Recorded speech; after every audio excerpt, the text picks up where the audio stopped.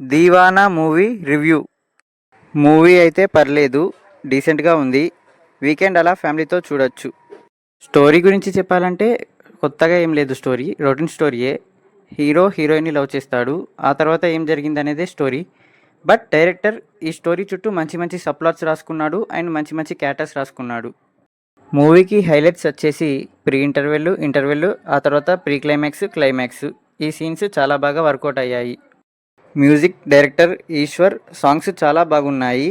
Background music కూడా పర్లేదు, డీసెంట్గా ఉంది. డైరెక్టర్ శ్రీకాంత్. డైరెక్షన్ చాలా బాగా చేశాడు అండ్ స్క్రీన్ ప్లే కూడా చాలా మంచిగా రాసుకున్నాడు.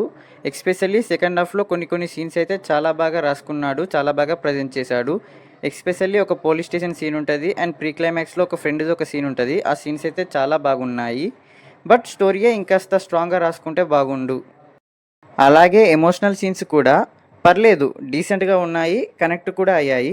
బట్ అది సరిపోదు, ఇంకాస్త హార్డ్ హిట్టింగ్ ఎమోషన్స్ ఉంటే బాగుండు. బట్ ఇవి కూడా పర్లేదు, డీసెంట్గా ఉన్నాయి. సినిమాటోగ్రఫీ బాగుంది అండ్ ప్రొడక్షన్ వాల్యూస్ కూడా పర్లేదు. వాళ్ళకున్న బడ్జెట్లో బాగానే పుల్ ఆఫ్ చేశారు.